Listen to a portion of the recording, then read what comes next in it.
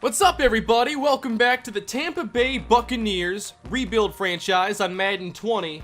So we have a game against the Titans coming up, and here's what we have now. A scenario talking about Will Wildes, who has become a superstar player for the Tennessee Titans, and he's now one of the best in the game after leaving our team, and we have a pretty tough matchup here that makes me want to play against the Tennessee Titans, watch this one, and then do a little simulating afterwards. The Titans are 4-1, we are only 2-2, and we're trying to make sure we don't stumble through the first half of our schedule. I didn't expect to be 2-2 at this point. So that's what we have today. We also have the return of Adonis Askew. And I know one of the topics lately in the comments has been about, do we give Askew a new contract? He's obviously dealt with injuries, and we're a team that, I think anyway, can afford to bring in new running backs and not sign them to big contracts. We're obviously a passing team first with Tyrus Sparks, and being that this is a contract year for Adonis Askew, I've got to be careful about how I approach that scenario with all these other free agents. Certainly Askew is not going to be a top priority free agent. I think he's a really good player, has a chance to be one of the best backs in the league, but ultimately we have to look at what's important to the success of our team, and I'm just not convinced that running back and a heavy investment in it is.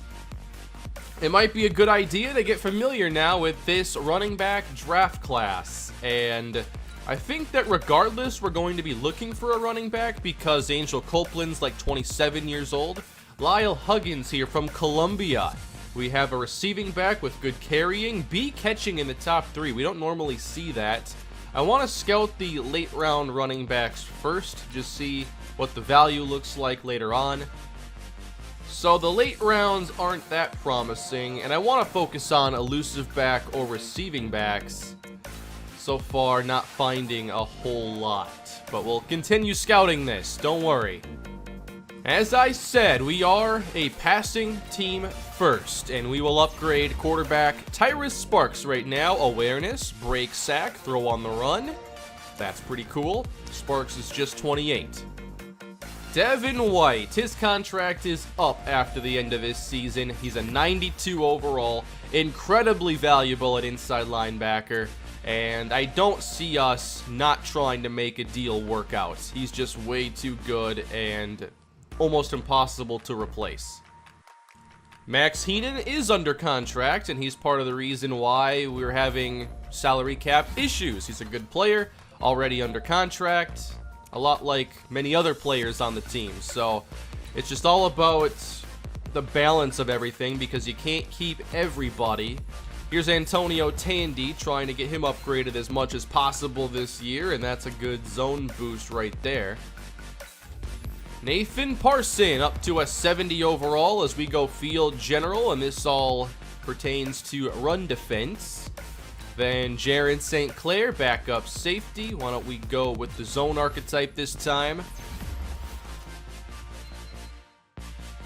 And we have William Lindsley. Here we go. Still a scheme fit. Overall goes up. And we get medium and throw power for him. He's still just 26. I'd like to keep him here for his whole career if possible. Alright, so what are these Tennessee Titans all about then? They're a 4-1 team. Marcus Mariota seems to win more MVPs than anybody in franchise this year. And sure enough, he's one of their top players at 86 overall. Regression is obviously a big reason, but Adoree Jackson and Will Wildes are their best two players. So, can these two slow down the passing attack led by Tyrus Sparks? That's going to be the challenge here for Tennessee. Top running back Devin Singletary, top receiver Henry Latimer, then Tyler McCree. So a couple interesting players there. And let's see what the rest of this defense looks like then, as they have the very strong cornerback situation, Brian Roberson at free safety, and then an injured strong safety, Jamal Killings. So it looks like strong safety is going to be a weakness of theirs. I think this needs to be an O.J. Howard game. Regardless, though, this game is pretty important. The Panthers are already 4-1. We don't want to fall to 2-3 ahead of a matchup against them. So why don't we get into today's fun and see if the Bucs can get to 3-2. By the way, you can let me know if you notice a difference at all. I hope you do. But the color correction should be a lot better with a lot less vibrance. It was definitely too vibrant before, and I've spent a lot of time on color correction for all the games I play. But it's weird because what I see in my editor versus what ends up being rendered isn't the exact same. So I had to finally just do some render testing and then just look at all the colors afterwards. Was always wondering if it was like YouTube messing it up, but all my rendered files look like what was on YouTube, so hopefully everything looks a lot better. And hopefully our team looks a lot better than 2-2 at the end of this episode. So let's get it going. Adonis Askew has returned. We get a nice boost for the offense, and maybe that running game is a little more important. Obviously, I'm going to be, considering what happens this year when it comes to contracts. Like with Robert Cush, we're not signing him, then he played well, and we signed him. But Adonis Askew, make something similar happen, we'll find out. It is first down to start, and we'll open with a completion. Denzel Denard on the catch. Uh-oh, come on, we gotta get that ball snapped right there. The CPU doesn't do a good job of that. 2nd and 2, caught, and no first down for Askew. 3rd and 1, we're throwing in, not to an open receiver. It is knocked down, and the Titans force a 3 and out. Here are the Titans with Marcus Mariota. How many games against the Titans have we watched in this series? Is this the first? As Devin Singletary is going nowhere. Back at the 10-yard line, Mariota to the flats, and along the sideline, they have first down yardage. They keep things on the ground, and Kyle Caver is able to get the tackle on Emmanuel Kershaw. Okay, the former Dallas Cowboy. So Singletary won't play every snap, it appears. A carry here, Singletary into a group of defenders, nowhere to go. It is 3rd down, Mariota climbing the pocket. Maybe he'll run. No! He decides to get sacked at the 25-yard line instead. 3 and outs for both teams to start. And we'll do a little simulating now as we don't go far in the first 2 plays and have gone 3 and out again. Nice start for these defenses. 3rd and 5. Oh, there's the first down, or second, I guess. They didn't go 3 and out on their first possession either. But now they got a couple first downs in the air and then stall. That's a play action here for Sparks, getting out of the pocket and firing downfield. Open is Denard for the first down. Tennessee showing some pressure here as we flip it forward to Gabe Ventura, and he'll pick up a few yards. Keeping it in the air. Oh my, it's almost picked off. And that would have been big trouble. That was Adoree Jackson. 3rd down and 6 now for Tampa. It's a throw again for Sparks. He fires complete, and that's Denard, who was covered by Will Wilds, number 26. Oh, we fake it and complete. This has been a busy start for Denard. From the Tennessee 23, deep drop for Sparks. Gets it away, complete. Here's Dawson Knox inside the 5. 3 tight ends in the game. Askew up the middle, and he's denied. Just 8 yards on 5 carries. Another run, and Askew is down to the 1 this time, and that makes it 3rd and goal. Can Tampa punch this one in? It'll be a fullback dive, and we're in! Devontae Strong, and the Buccaneers score the first points of the day. Good blocking here by Bradley as well. Love that. Let's get to 3-2. That is the mission today. Tennessee football, and they're going to run it right into a defender, and that would be Sylvester Seymour. Seymour has become maybe the most valuable player on the defense. He's certainly in the top 3 when you consider Beekman, Jerome Page, Devin White. He's got to be somewhere in the top 3. Third down for Tennessee. It's a fake, and Mariota into coverage, and that is incomplete. That should have been picked off. I like what our defense is doing so far. A penalty on Will Wilds and a 5-yard penalty. Wonder if that was offsides. I'll assume some strange pass interference as Tennessee takes over. Just a 7-0 game. A slow start for these offenses. And Tennessee gets Corey Davis for a first down. How about a 3rd and 3? 4 yards, Mariota. Kershaw gets 6 yards. Tennessee taking up a lot of plays on this possession. Going backwards now, it's our opportunity for a stop. 3rd down, didn't work. And Tennessee continues, eating up the remaining time here in the first half. Sacked by Merritt. And then they have to settle at last. Let's play into the second half now. Just 10 combined points for these offenses. And Tennessee running the football to start things, and that is certainly one of their better runs with Singletary. We're showing pressure, and here we come. Mariota knocked down on the quick throw by Malik Lennon. That's just good defense. 3rd and 6, let's get off the field now. Blitzing Mariota, comfortable in the pocket as he finds an open receiver. That's Latimer. More pressure sent, a lot of blitzing on this possession, and there's a tight window catch for Corey Davis. Trying to run it, and this is trouble as the play gets strung out, and Singletary's not going to get there. Come on, 3rd down defense. They run it, and do not get it! Incredible run defense in this game by Tampa. Let's make this a 2-score game now. Up by 4, it's Tampa football, and this play is going to the sideline where it's knocked away from Ventura.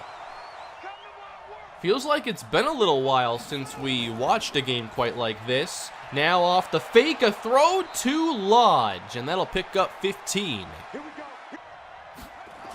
Both teams trying to run the football a bit better, and here's some daylight. A nice run for Adonis Askew, the longest of the game. Another run. Uh-oh, more trouble this time, and there have been a lot of tackles for loss on both defenses. Uh-oh, that was a weird play. That was the tight end screen, but I was worried Sparks was about to cough up the football.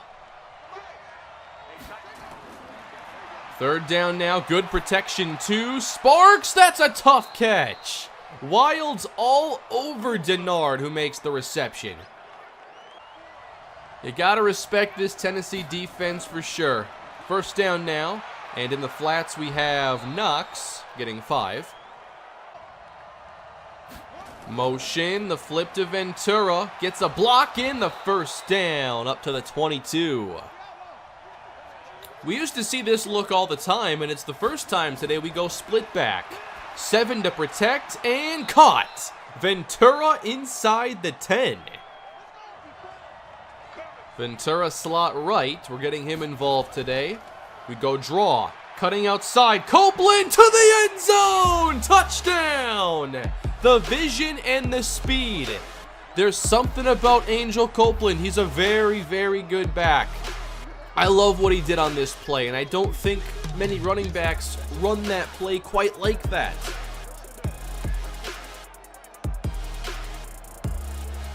In a series like this, running back is definitely one of those positions to me where you just ignore the ratings and see how they play. And here's a good run. Wow.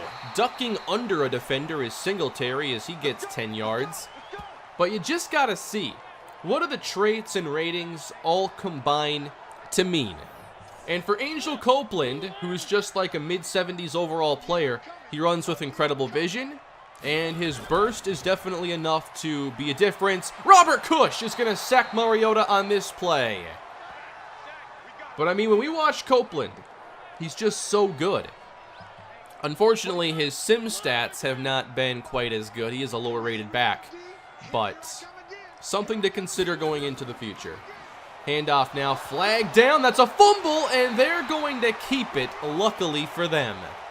Already down 2 scores, you don't want to turn it over right there. The defense has been super dominant today. 2nd and 30 for Mariota, and they'll get across the 20. A 400-yard day with 4 touchdowns for Baker Mayfield down below. That's pretty good. Split back now, can't give up the monster play. Mariota throws this one away. Let's see if Tampa increases this lead any further. 3rd down, we got it. Denard has at least 7 catches or so today. 7 yards, Denard. 46-yard line now at Tennessee as Copeland gets 2. We go incomplete and miss a 60. So there's a chance here for Tennessee. Let's see what they do here. 6 yards, McCree. Incomplete, Mariota. 5 yards to McCree. They're on the edge of field goal range here. And was that enough? No. And they miss a 46. Not looking good for the Titans. They could have made it a 1-score game there. And now they need a stop. On 3rd and 12, we get 12 with Copeland. And the chains move. 9 yards, Ventura. 14-yard touchdown, Chris Godwin. Looks like we have this one all wrapped up. I'm just impressed our defense played as well as they did. I wasn't expecting a game quite like this as Mariota stays on his feet and fires incomplete. That was an interesting sequence. But I thought we'd have a more difficult game here, but the defense played so well. Obviously, Tennessee's receivers are not great, and we certainly have the coverage talent to take away this passing game. And on top of that, the run defense has been phenomenal, and Tennessee's basically conceding here. It's 21-3. They'll punt this one away. Up by 18 points. I have put backups into the game. I'd just like to see, you know, in a game like this, I want to put in the backups and then see, like, does the game change at all? Do the Titans finally get, like, a scoring drive? I don't know, I think it lets me know just how good the starters are and to see the talent gap between the starters and the backups. Especially when a game has kind of like, this has been the same kind of game from start to finish. Our defense played well the entire time. Offense got a couple drives going. So let's finish this out here. We'll see if we have the defense even play. But William Lindsley is in, so is Copeland. I definitely want to scout Copeland a little bit more. Gotta call one more play here before the warning. It is another Copeland carry, and he's met and brought down. 3rd and 8, Copeland to the outside, and he's gonna be close. Covered up that football, and he ends up a little bit short. Honestly, I did want to see the defense play anyway. Mariota and the offense only got 3 points against the starters, so now we see if they move the football against the backups. We got pressure on Mariota! Thurman Hatcher with the sack. It is a throw again. Now they dump it off in the flats. Come on, test our secondary. 3rd down for Mariota. Pressure is picked up. He'll throw it downfield, and that ball is knocked away. 4th down now for Tennessee. Trying to force the turnover on downs. Mariota to an open man, and we're not quite done. 34 seconds to go for Tennessee. Just trying to get a touchdown today. They'll run the draw, and there's more room than they've had for most of the day. 1st down, Kershaw. Mariota has time, again downfield and open at the 10, Corey Davis. Come on, defense, let's get a nice red zone stop to close this out. Mariota, no pressure. He fires for the touchdown. It's Davis. So sure enough, they get one drive against the backups and they score a touchdown. That's how good our starters are. That's going to do it for this one, though. Tampa Bay again wins. We move to 3-2 on the year after a very quality win. And the defense, I think, is the big story. We've watched so many games lately where it's been like Sparks throws for 370 and 3 touchdowns or more. Today, the offense just had like a below average day, honestly. Barely over 300 yards. And it was the defense playing great football all the way through. Tyrus Sparks had 1 touchdown today, did not have to do a ton, and you got to give credit to Tennessee's defense, they did well. Angel Copeland, more efficient than Adonis Askew. I thought his touchdown run was excellent. He's just a very good back. Denard, 7 for 76. No major standouts, though, in this game. By the way, that was Allen Redmond who knocked away that one throw on the Titans' final drive. That was a nice play. I had him playing some corner. We also got a pretty nice boost for these scenarios, getting 1,000 XP for our linebackers. That's pretty significant, especially because we have a couple young linebackers. And then Will Wilds did not have a huge impact, and all our receivers get 1,000 experience. Pretty successful week 6, but week 7 is going to be even more important. Chris Godwin's frustrated. We just got a nice win. I can't give you any promises. We've got to do whatever it takes to win. I'm not interested in anybody's overall stats right now. But what I like about this one is you give everybody a morale boost, and then if you get him the ball anyway, then that's obviously a good thing. We have 2 breakouts for this game against the Panthers. Wow. Now I want to watch this game. Up first, we have Denzel Denard getting another chance to break out. That could be pretty cool. 2 touchdowns and 100 yards is what he needs. And then, our second breakout opportunity, I don't even know. Adonis Askew? He didn't really do a whole lot, though. 3 touchdowns, 150. So another shot for Askew. Let's go back to the running backs in this draft class then. Roosevelt Cruz, very good carrying, vision, and spin. Definitely interested in him. Also like Marcel Huntley here from Hawaii. Very good elusiveness, ball carrier vision.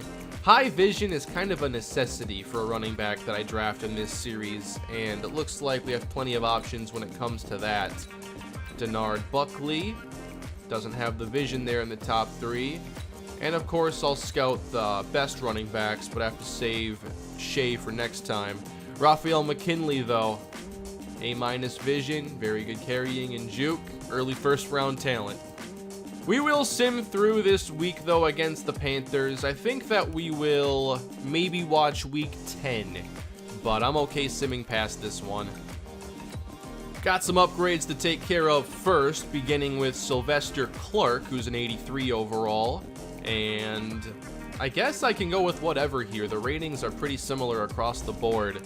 I'll just go with power in that case. I went through the ratings one time in the past, and I saw they were more high-quality power rushers than finesse rushers.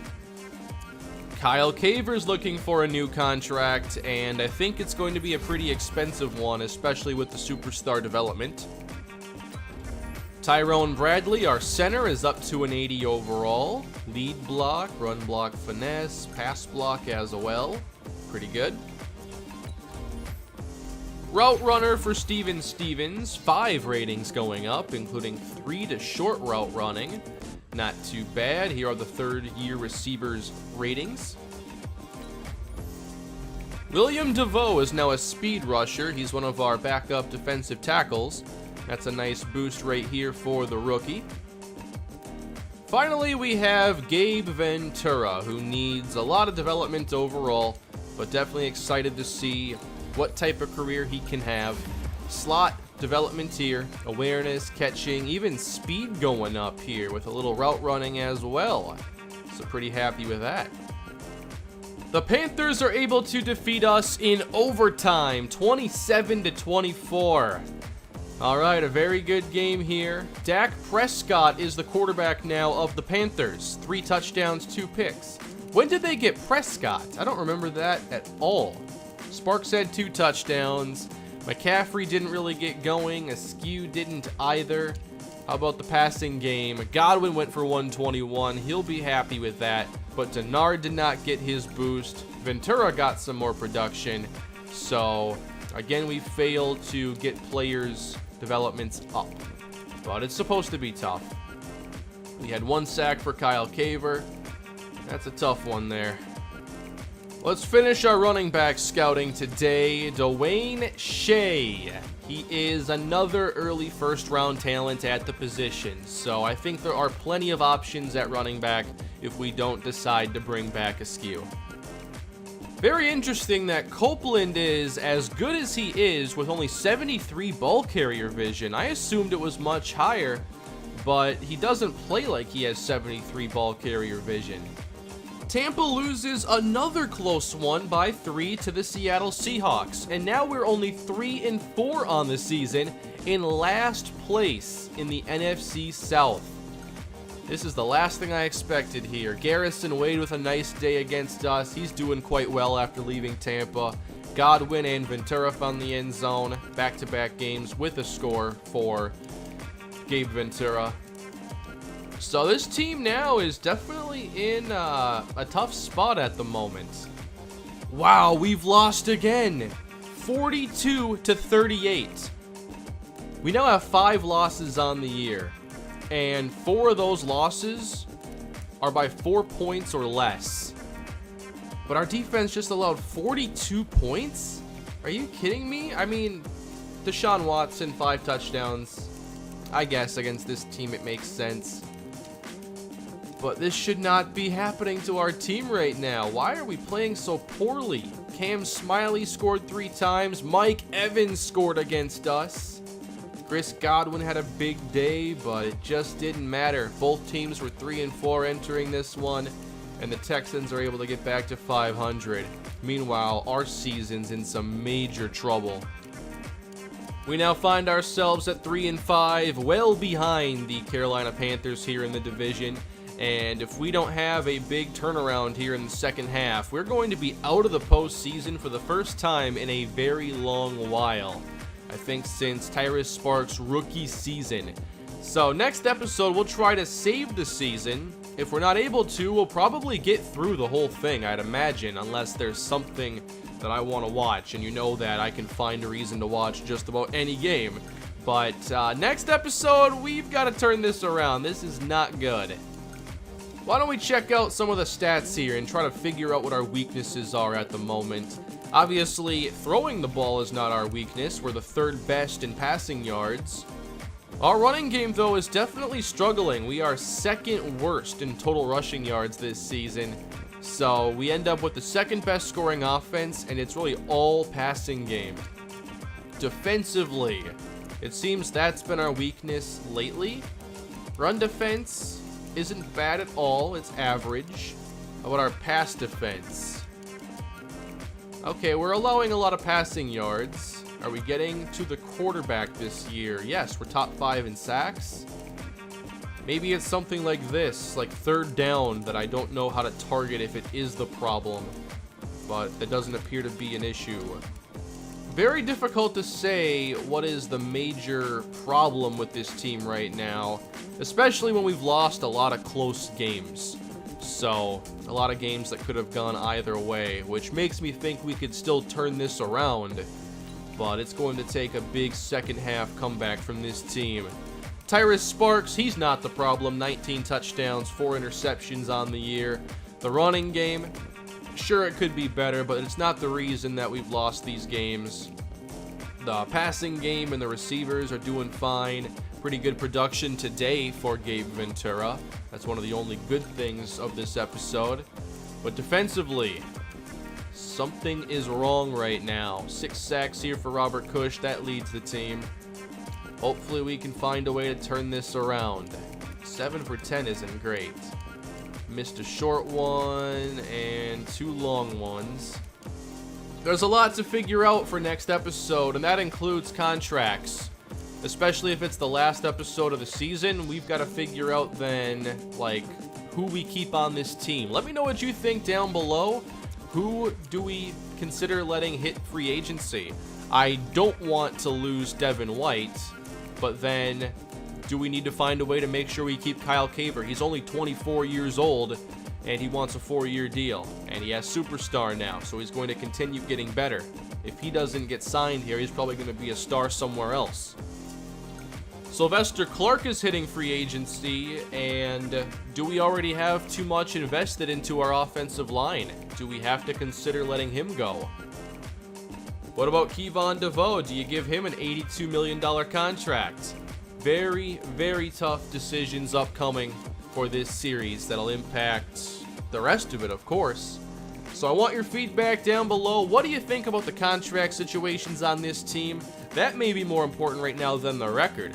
We're obviously in a tough season, but we don't want to have more coming down the line.